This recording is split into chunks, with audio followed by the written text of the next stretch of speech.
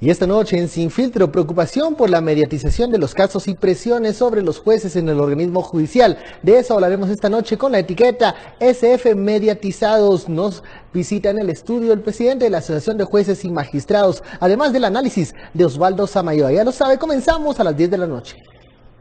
De cierta forma, por acciones que buscan, aun cuando el proceso se está tramitando todavía, que buscan generar condiciones para que el juez sea incluso hasta separado del cargo ante el planteamiento de estas acciones, de estas denuncias que buscan en un momento, en una primera fase, retirarle el derecho ante juicio a los jueces y magistrados.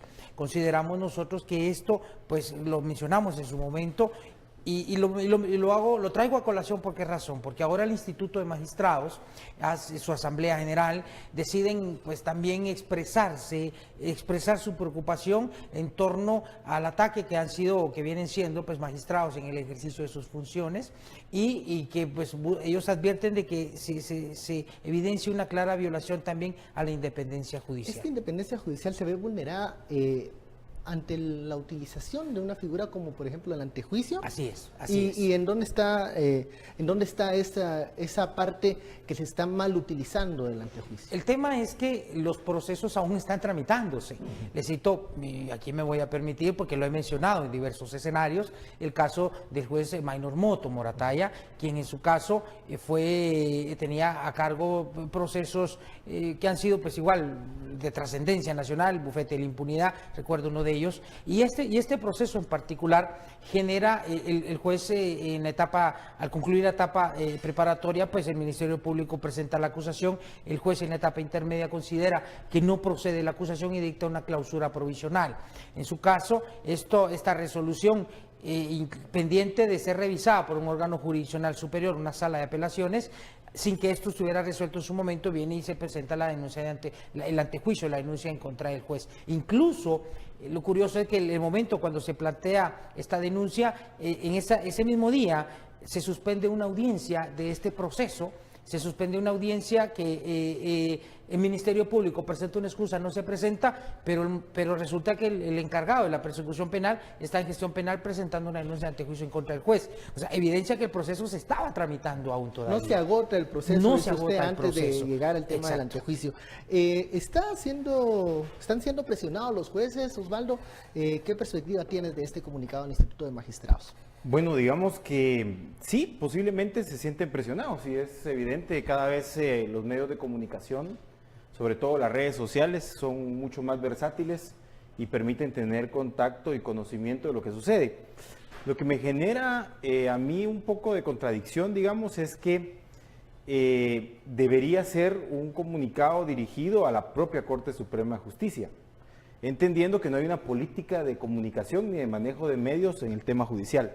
Es decir, cuando una persona es detenida, camina desde la entrada de tribunales, digamos, hasta las carceletas, en público. Y ahí está... El pasillo de la vergüenza que le llaman algunos. Correcto, ahí está objeto a cámaras, está objeto a...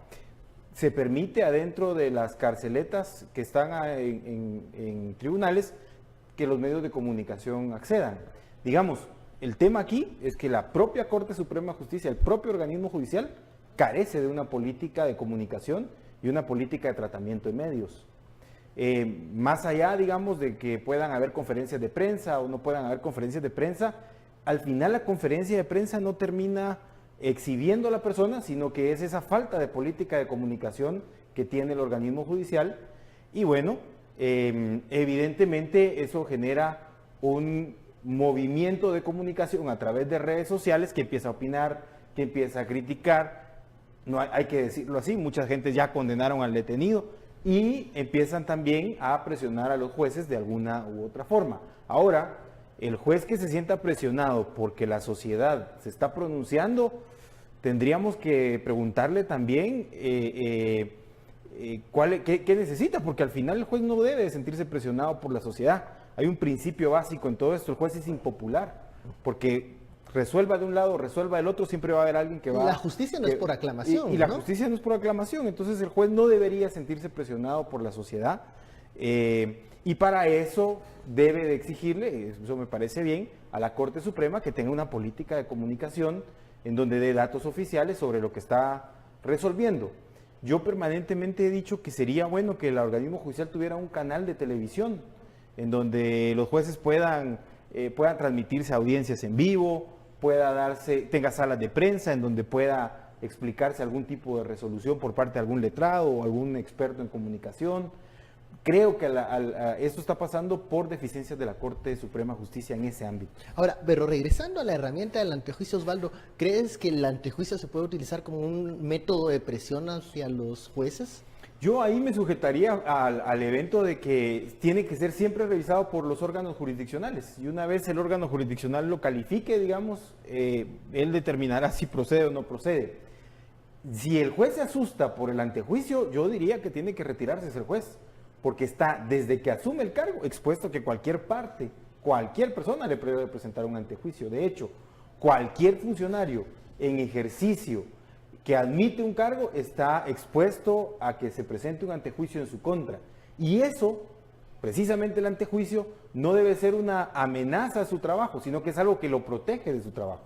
Es una prerrogativa que se le da para protegerlo de su trabajo y que un órgano técnico calificado evalúe y diga, bueno, esta persona no procede a una investigación o sí. Todo esto viene el tema del año antepasado de la reforma constitucional y el evento del antejuicio que no se aprobó, que no avanzó, y también las famosas eventos de discusión sobre que eliminemos los antejuicios a todos los funcionarios públicos. Como no estamos llegando a eso, en lugar de sentirle miedo, debería sentirse favorecido de que no por cualquier circunstancia cualquier parte va a presentar. En este caso el Ministerio Público, pero puede ser también un abogado defensor, puede ser una víctima, puede ser un querellante, puede ser una persona privada de libertad. Yo creo que ese argumento, aunque puede ser válido desde la función misma, creo que socialmente viene con el puesto. ¿No debería de quitar el sueño entonces estos antejuicios que se presentan, Alec? El tema pasa porque de alguna manera se ha abusado en el uso de la figura de la denuncia en contra del funcionario. Insisto, y la misma Corte de Constitucionalidad lo ha advertido en sentencias en donde ha desarrollado el contenido del artículo 203 y 206 de la Constitución. Ha advertido que los jueces no pueden ser perseguidos por sus resoluciones. Y lo que vemos en la actualidad es que los jueces sí son perseguidos por sus resoluciones. Yo con el respeto acá de Osvaldo, ¿verdad? No comparto la ligereza con la que se ve el tema del antejuicio. No lo comparto porque sí realmente, véase usted, póngase en el pantalón del juez y advierto que de alguna manera, pues sí, los jueces tenemos que tener el valor de trabajar bajo el amparo de la ley y resolver conforme la Constitución y las demás leyes. Pero sí, perdóneme, a cualquiera en un momento determinado, con la mediatización que se genera de los casos, con la manipulación que se ha hecho en instituciones, por ejemplo, pues Ministerio Público y la CICIG en el tema, en el enfoque central. De alguna manera se ha generado esa mediatización en torno a decir que si el juez se le plantea una denuncia del antejuicio, el juez ya es culpable. O sea, y obviamente, pero vamos al contexto del juez sentado, del juez conociendo el proceso y le presenta y emite una resolución y de entrada viene un antejuicio, cuando esa resolución está sujeta a ser impugnada. Eso es lo que nosotros señalamos. Estamos de acuerdo. Han habido casos en donde jueces han sido antejuiciados y han sido ya condenados, en el caso de por acciones personales que han motivado que incurran en una figura delictiva. El caso de la jueza Gisela Reynoso, por ejemplo, pero son escenarios distintos.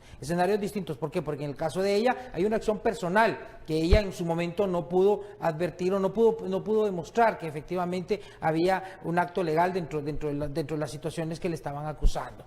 Pero repito, en el caso, y traigo a colación, el tema, repito, la mediatización pasa por esa fiscalización externa. Le cito el caso del magistrado Dubón Gálvez.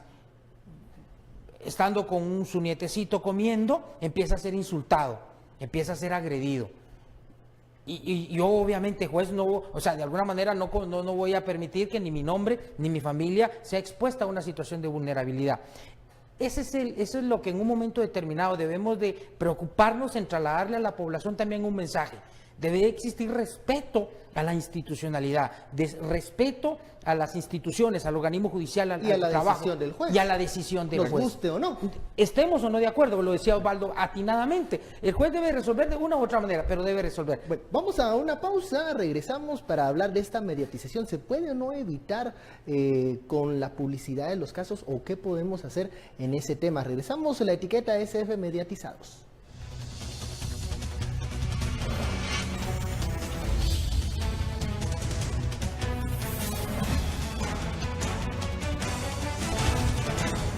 Regresamos a Sin Filtro, la etiqueta de la noche, SF Mediatizados. Estamos hablando del comunicado del Instituto de Magistrados de la Corte de Apelaciones, las preocupaciones acerca de las garantías constitucionales. En el bloque anterior desarrollábamos el tema de la mediatización, ¿no? Mencionaban también estos famosos scratches que les llaman o reproches en la vía pública hacia ciertos jueces, magistrados. Pero esto... ¿Se puede evitar la mediatización de los casos?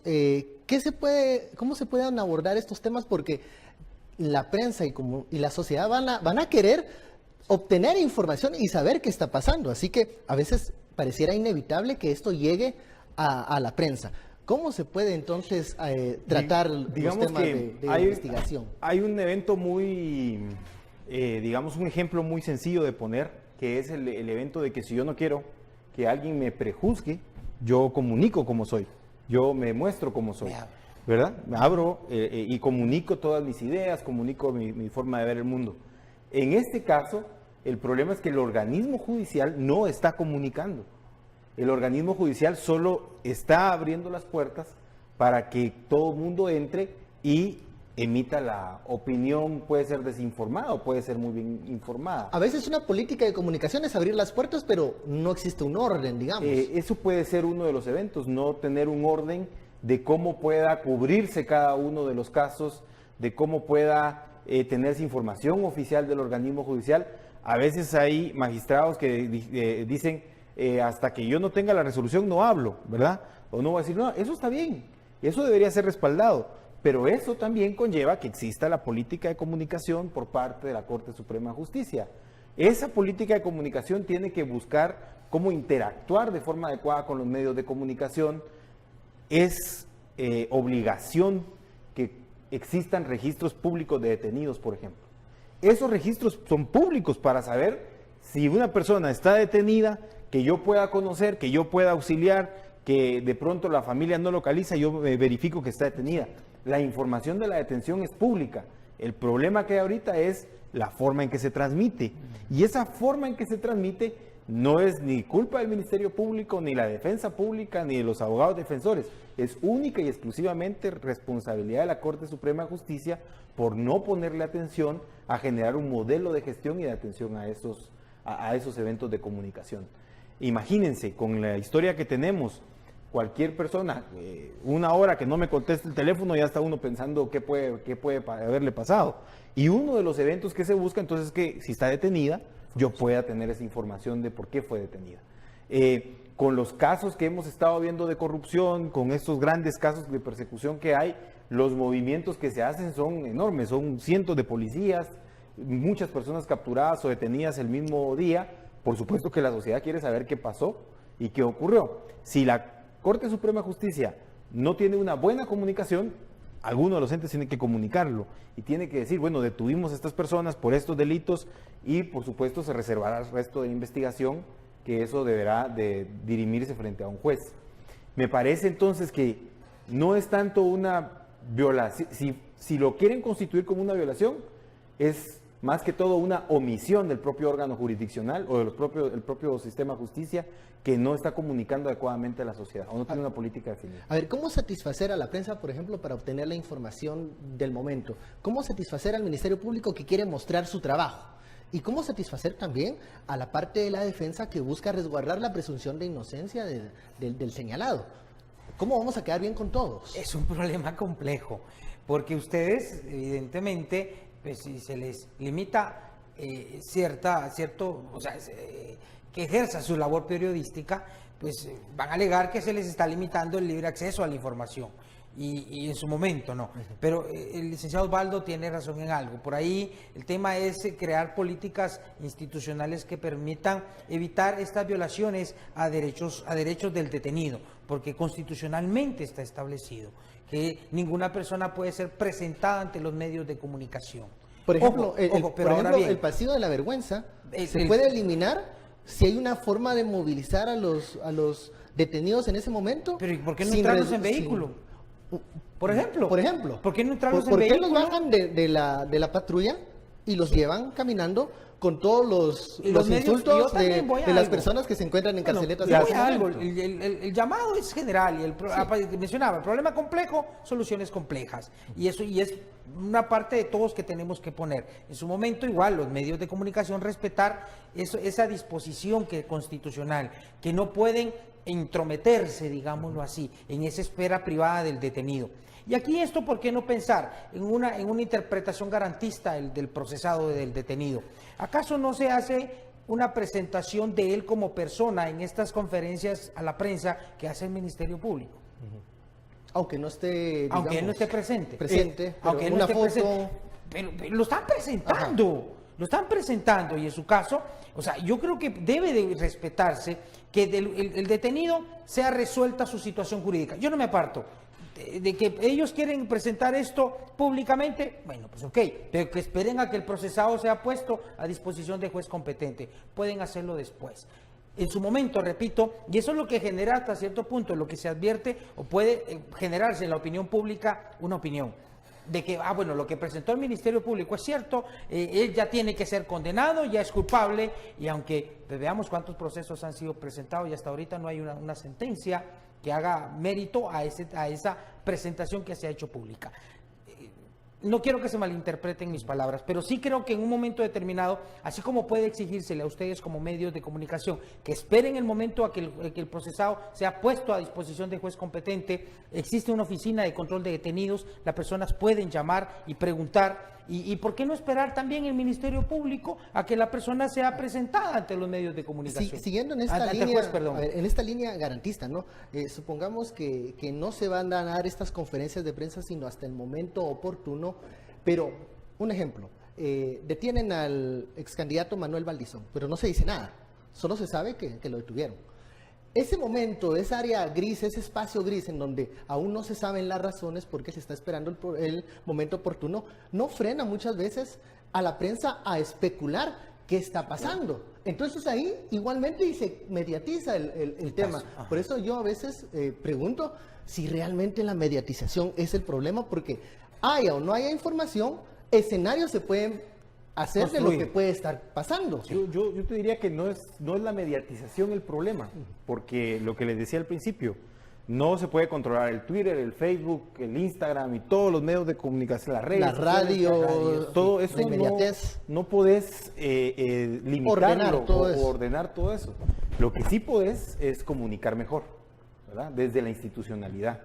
Yo creo, y lo digo abiertamente, que desde el momento en que la persona que está detenida, porque la Constitución dice que la persona debe ser presentada ante el juez en 6 horas. Dentro de las 6 horas. Dentro de las 6 horas. Así es. Si la persona fue detenida a las 6 de la mañana en un allanamiento y fue llevada a la torre de tribunales a las 8 de la mañana y la conferencia de prensa del Ministerio Público sucede a las 2 de la tarde, hay una presunción válida del Ministerio Público de que esa persona ya debería haber sido puesta a disposición judicial.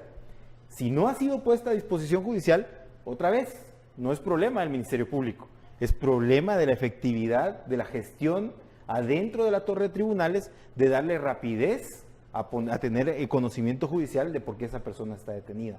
Es decir, tenemos que ir, antes de ver el tema de principios, derechos, garantías, tenemos que ir a revisar cómo está la gestión administrativa adentro de tribunales. Si fue puesta a las 8 de la mañana, ingresó a la carceleta, bueno, al mediodía ya debería de haber un juez haber tenido conocimiento, haber tenido algún primer tipo de acercamiento en donde esta persona ya el juez lo conoce. Ahí ya puede ser presentado que fue la persona detenida, según lo que dice el 13 constitucional, creo que es, en donde dice después de haber sido puesto en conocimiento judicial. Ahora, yo no sé por qué no sucede esa puesta en conocimiento judicial en el plazo de las 6 horas.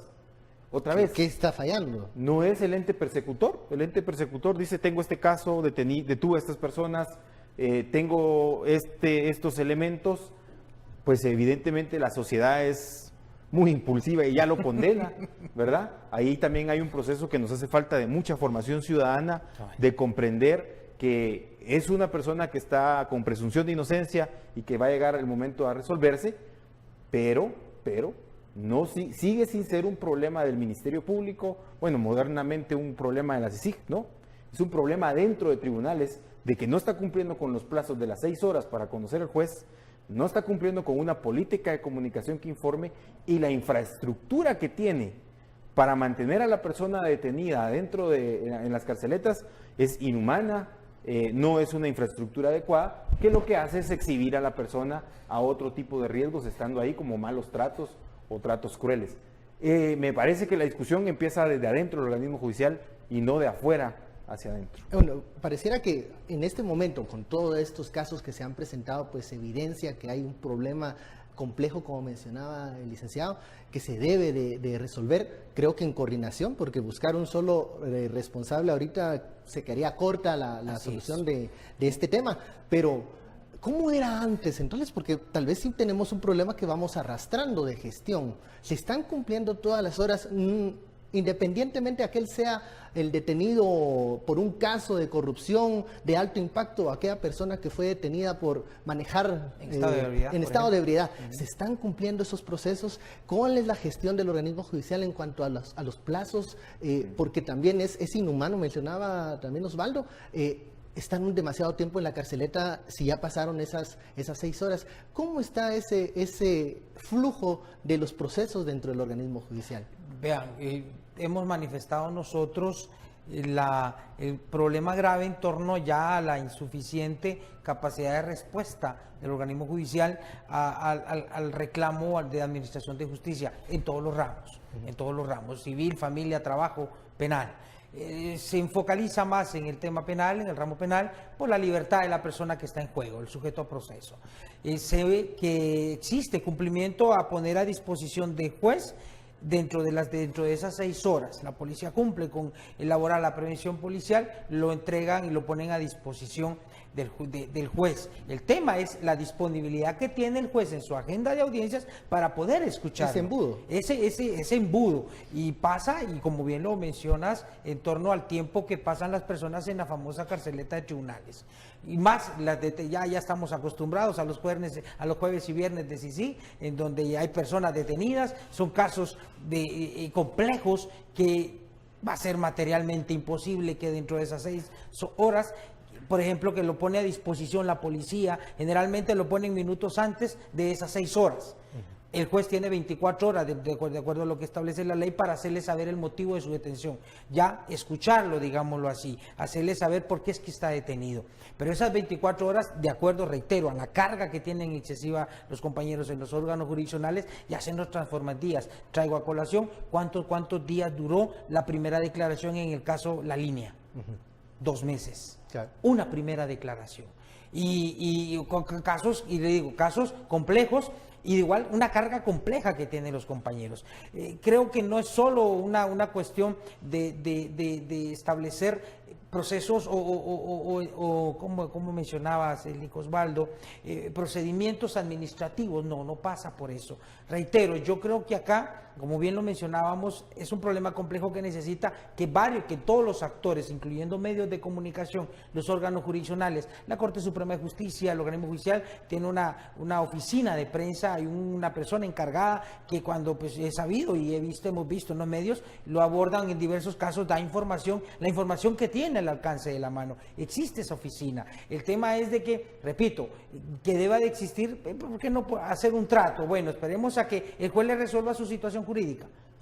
Y ya después lo abordamos los medios de comunicación, o ya después el Ministerio Público presentará ante la opinión pública lo que crea conveniente. ¿Y eso no pudiese interpretarse como presionar para que los plazos se agilicen? Porque pueden decir, como no vamos a dar información hasta llegar a ese punto del proceso, no se pudiese interpretar como presionar también al juez a que conozca, a que se apure en cuanto a... Entonces, allá puede surgir otra queja. Obvio, y es que de alguna manera, yo con el respeto que se merece, sí advierto de que se generan siempre presiones. Y el manejo que se han hecho por parte del Ministerio Público de estas presentaciones de casos, recordarán ustedes lo que pasó con el tema del señor alcalde metropolitano, cuando en plena conferencia de prensa, pues él se hace presente, causa mucho revuelo la presencia de él, y en su momento vemos lo que resuelve los magistrados de la sala de apelaciones al decidir que en un momento determinado no procedía a levantarle el antejuicio al señor alcalde metropolitano. Vamos al tema que en un momento, a la forma como se manejan estos casos, porque perdónenme, pero ustedes buscan como medios siempre darle cobertura a las informaciones, y no, ustedes también, ¿cómo van a producir? Y la producción de ustedes es darle a la población esa información. Pero repito, creo que sí debemos de considerar de que ese acceso a esa información, a esa publicidad, debe de mantener observando siempre lo que establece la Constitución. Y aquí traigo, fíjense que la semana pasada veía en Facebook, tú mencionabas algo de las redes sociales, y me vino a mi mente en tu intervención lo que pasó con la jueza de Misco, cuando se recuerdan ustedes, resolvió la situación jurídica de unos adolescentes. Sí.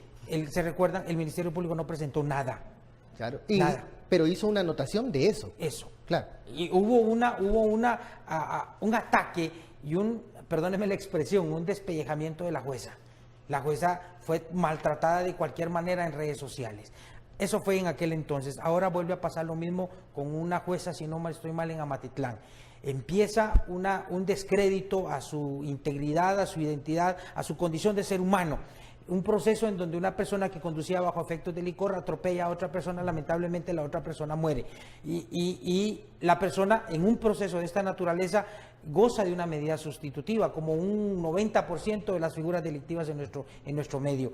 Se le otorga el beneficio, tal cual pasó con la persona que provocó el accidente de San Cristóbal. Pero ya viene, y en el caso concreto de la jueza en Amatitlán, la señalan de que recibió pisto, de que es una corrupta. Mire, es impresionante ese manejo que se hace. Y aquí vamos a esa cultura que tú mencionabas. Debemos de preocuparnos por lanzar un mensaje a la población que debe existir o debe de generarse respeto al trabajo que hacen los órganos encargados de administrar justicia. Vamos a la pausa, regresamos con el tema de las conferencias SF mediatizados. Tenía la palabra Osvaldo. Yo estoy de acuerdo con el licenciado en que tenemos que tener mucha prudencia como ciudadanía en ciertas decisiones judiciales.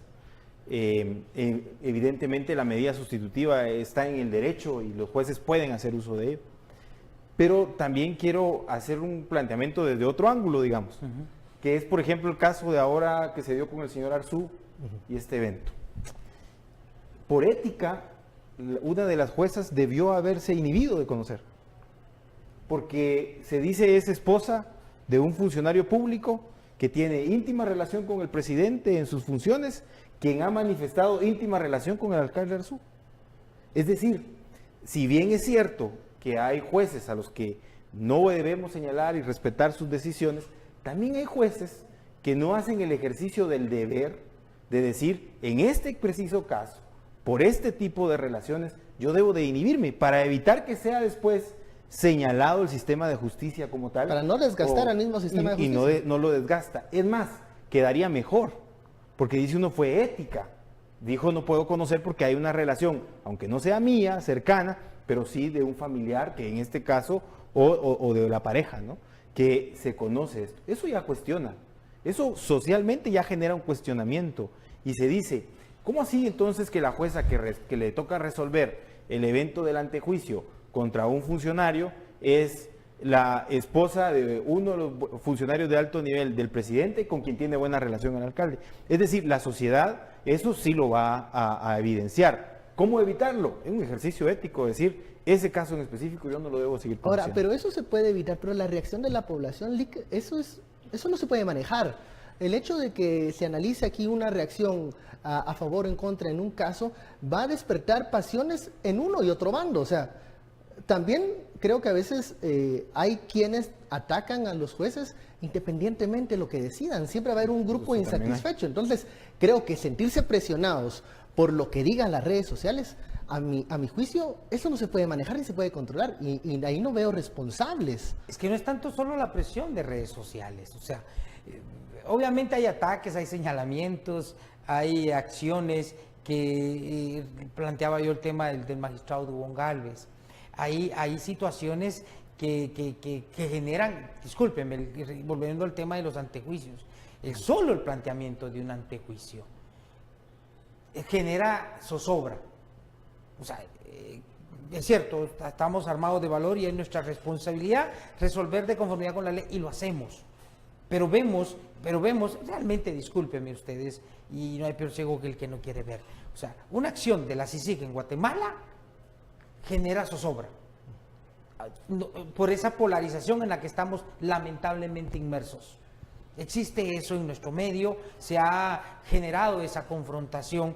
Los jueces, en su caso, magistrados en general, advertimos esa situación tensa y tratamos de mantenernos firmes en nuestra decisión y en nuestra línea. Sin embargo, también estamos expuestos como seres humanos. Y eso es lo que en un momento determinado, perdónenme, a cualquiera le va a generar temor, a cualquiera le va a generar zozobra. El tema de las redes sociales realmente es algo que no se puede manejar, y tú lo has dicho atinadamente, no se puede manejar. Sin embargo, sí creo que debe de buscarse una forma como condenar estas acciones que se hacen a espaldas de una red, de alguien que aparentemente no se sabe si existe o no existe, o quién es el que está señalando. Deben de existir también, yo creo que ya es momento en que esto se le debe poner un alto, y aquí ya pasamos a otro escenario, el tema legislativo, buscar crear figuras que tiendan obviamente a reprimir este tipo de acciones. Repito, acá obviamente no menciono el tema del trabajo de ustedes como medios de comunicación, porque ustedes con valentía van y dan la cara, y así es, pero el tema es el trabajo que se hace a través de estas redes sociales. Osvaldo, ¿cómo ver poder lidiar con estas reacciones? Porque al final el espacio de las redes sociales se ha vuelto un espacio de libertad de expresión, digamos. Yo estoy totalmente de acuerdo en que un tema es criticar una función, no estar de acuerdo con algún postulado, a insultar a las personas, ¿verdad? Eso tiene barrancos de distancia, digamos, en este evento. Y creo que no es bueno insultar a nadie ni ofender a ninguna persona. Lo que sí se puede criticar es esa función pública, ese evento de resoluciones. Bajo ese parámetro, creo que las redes sociales pueden utilizarse claramente para manifestar un descontento o para manifestar un apoyo. Lo incorrecto es ese insulto o esos eventos donde ya hay una denigración muchas veces del ser humano. En eso estamos, creo yo, bastante de acuerdo. Ahora, ¿cómo controlarlo esto? Eso es muy complejo, eso creo que no está dentro de los alcances, al menos judiciales. Si nos vamos al legislativo para tratar de controlar esto, hay una propuesta ahí que se llama ciberterrorismo en el Congreso, que es totalmente nefasta. Es callar la boca, no puedo opinar ni siquiera de eventos religiosos. Es decir, también hay un abuso, puede prestarse abusos de poder de querer limitar completamente el derecho de expresión. Y eso es donde yo veo que lo mejor es que estos propios sistemas se autorregulen, que ha estado sucediendo. Por ejemplo, la red social Twitter ha estado clausurando a muchas personas a las que ha visto que permanentemente se dedican solamente a insultar. Y lo que ha estado haciendo es cerrando esas cuentas. Pero es una autorregulación, es digamos, una autorregulación. No viene de parte de un Estado, porque parte de un Estado habría también peligros. Exacto. Ahí puede haber peligros de romper esos límites, de intrometerse y de empezar a perseguir incluso personas que en el libre ejercicio de sus derechos están criticando la función pública, la cual tienen total derecho de hacerlo, y que no debe ser limitado por ningún evento, únicamente está limitado en cuidar, no ofender y ni menospreciar al ser humano que está en esa función. Yo pienso, el Estado debe de actuar en defensa de quienes actúan en representación del Estado, y eso es lo que hacemos los jueces. No, en un momento determinado no se advierten acciones del Estado. Mencionabas hasta cierto punto ese silencio a veces de la misma Corte Suprema de Justicia a través de no dar explicaciones, de no comentar. Bueno, ya son políticas que manejarán ellos. Repito, pues existe una persona encargada de dar conferencias a la prensa, dar información a la prensa de manera general. Sin embargo, repito, si el Estado, desde cualquiera de sus organismos, debe de preocuparse por generar acciones que protejan a quienes actúan en representación del Estado, y más aquellos que, repito, con todo respeto, pero advertimos que quienes laboramos en el Poder Judicial realizamos una labor que definitivamente estamos en medio de esas pugnas, de lo que se genera, por qué no decirlo, a veces entre el organismo ejecutivo o contra el legislativo, la ciudadanía, un grupo de la ciudadanía contra el legislativo, acciones, y nosotros los jueces tenemos que mantenernos en ese equilibrio. Somos los que blindamos en un momento determinado el Estado de Derecho. En clases hemos aprendido que el sistema de justicia es el sistema inmunológico del ser humano. Si el sistema de justicia colapsa, equivale a que el sistema inmunológico nuestro colapse también y se cae. Tú mencionabas algo, resolver por clamor popular, ya lo hemos mencionado, lo he dicho con antelación. Si los jueces resolvemos por clamor popular, el Estado de Derecho se nos cae. Tiremos a la basura todas las leyes y hagamos un circo romano. Al final de cuentas, y eso es lo que en un momento determinado, repito, la lucha, el valor y la tenacidad de los jueces se manifiesta a través de sus resoluciones.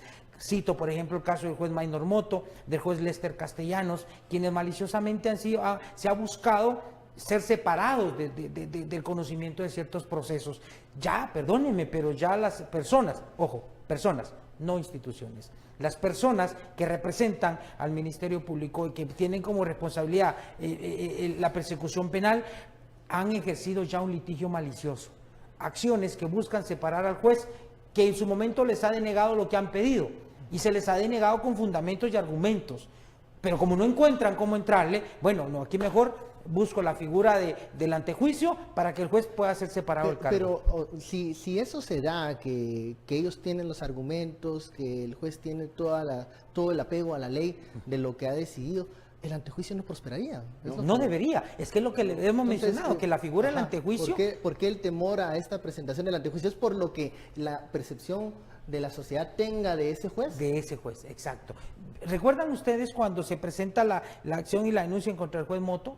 La persona, el fiscal de la FESI va y señala que temen de que el juez haya dictado resoluciones contrarias a la ley, mencionan el caso del bufete de la impunidad y mencionan otros dos casos de una manera ambigua. O sea, perdóneme, pero tenemos que ser responsables al momento de plantear las acciones. En un momento, y reitero, lo peligroso y lo lamentable de esa acción fue que en su momento el proceso todavía, en ese momento se tenía que haber llevado a cabo una audiencia de ese proceso.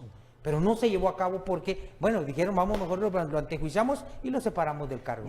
Vamos a la pausa. Okay. Ya producción me avisa que tenemos un corte más. Regresamos con Osvaldo. La etiqueta SF Mediatizados. Continuamos.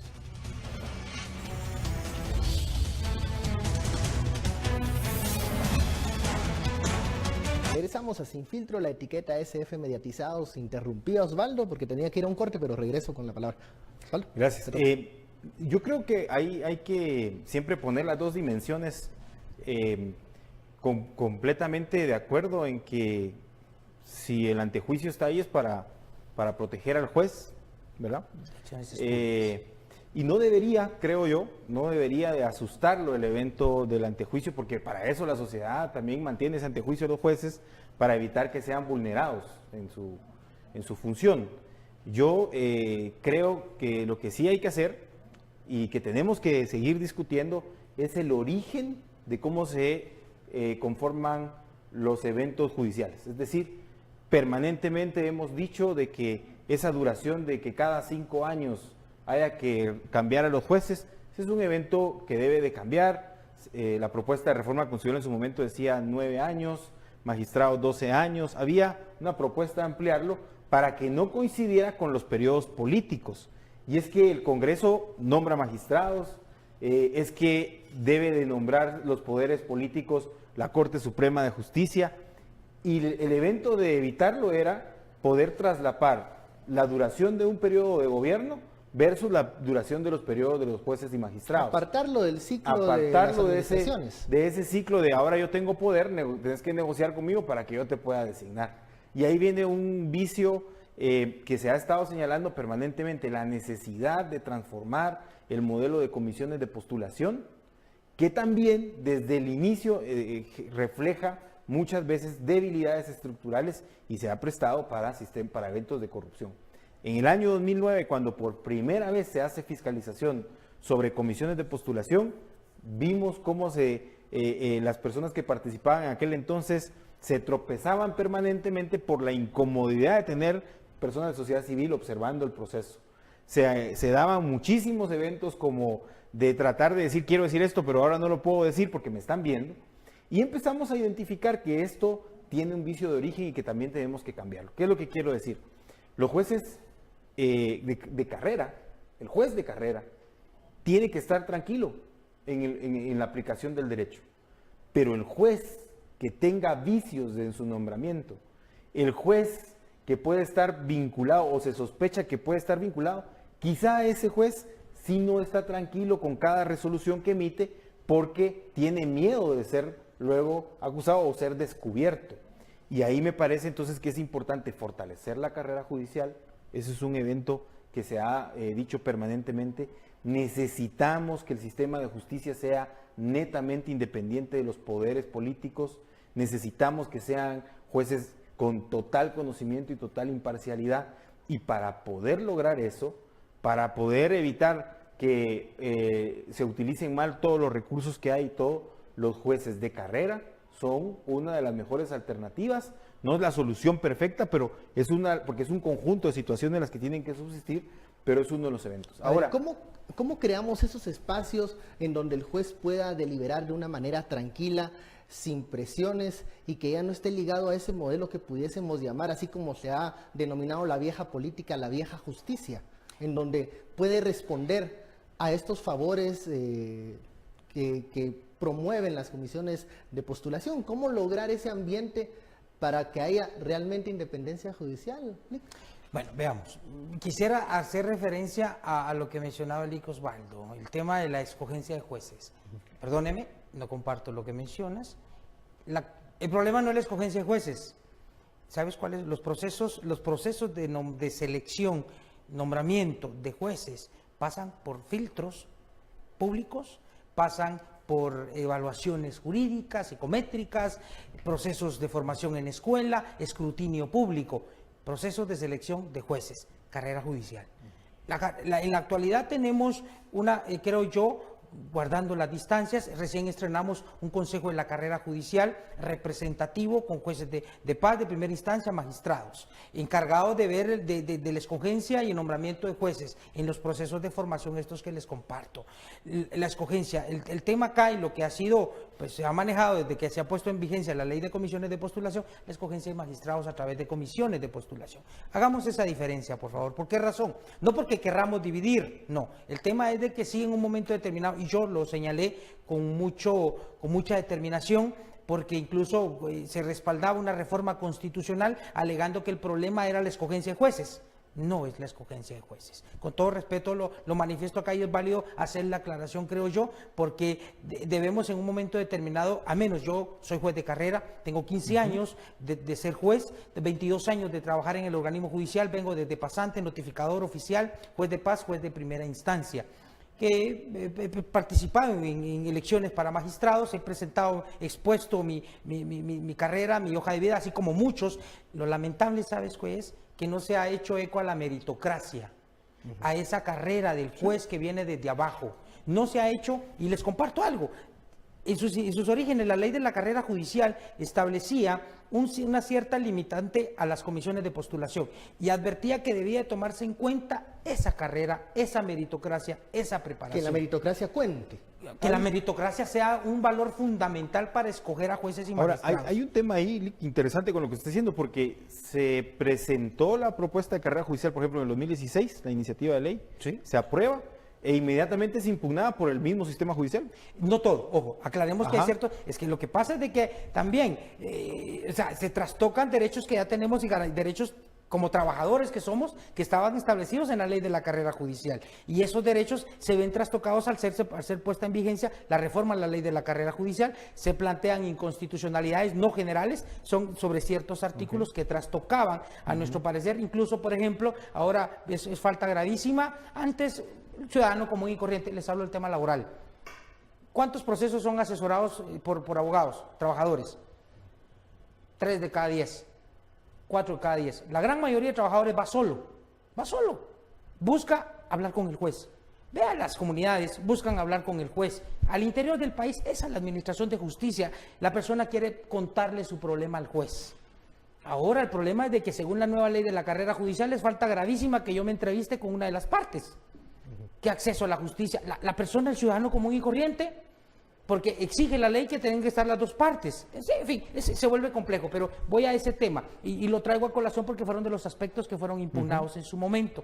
Sin embargo, creemos nosotros obviamente en el tema de la estructuración de la carrera judicial, y el nuevo Consejo de la Carrera Judicial nos da una pauta a considerar que hay una independencia. Pero el tema es trabajar sobre las comisiones de postulación, generar ciertos marcos que permitan que las comisiones no se salgan de ciertos requisitos elementales. La carrera judicial, tú lo has dicho, Bárbaro, lo has dicho bien, debe de fortalecerse, debe en un momento determinado, yo les digo con todo respeto porque hay excelentes magistrados, hay excelentes magistradas que ya tienen 2, 3 periodos de estar trabajando. Sin embargo, en este año, en esta administración, creo que el 75% de los magistrados eran nuevos. Cero experiencia en administración, en tribunalicia. Esto nosotros lo advertimos como un problema un poquito serio. ¿Por qué razón?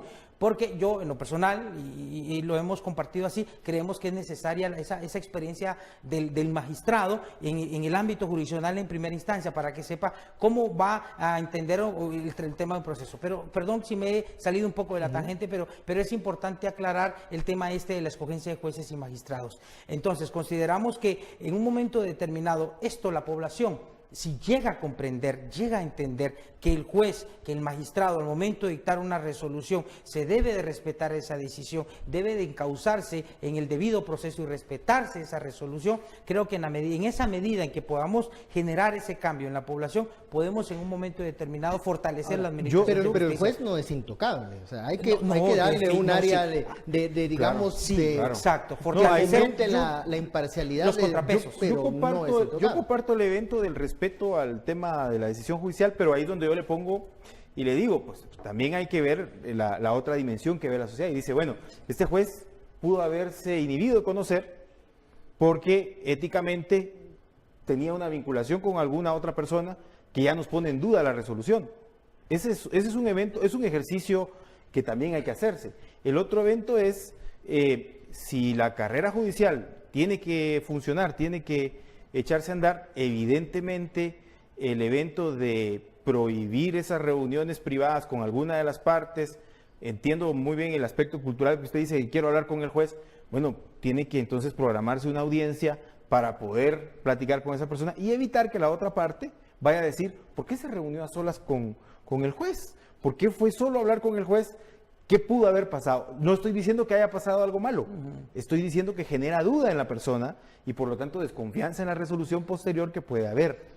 Ese evento, si bien requiere de muchos principios ahí que pueden ponerse en duda, ese evento lo que requiere entonces son jueces más transparentes.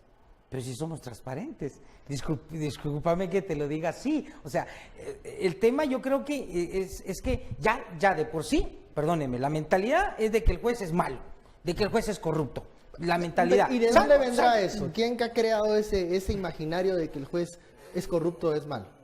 Perdóneme, pero en un momento determinado es lo que se ha difundido, lo que se difunde a la sociedad en general, lo que se difunde, la percepción que la gente maneja de ver al Ministerio Público presentando un caso, presentándolo y generándole la opinión a la población de que esa persona a puro chaleco va a tener que ser condenada.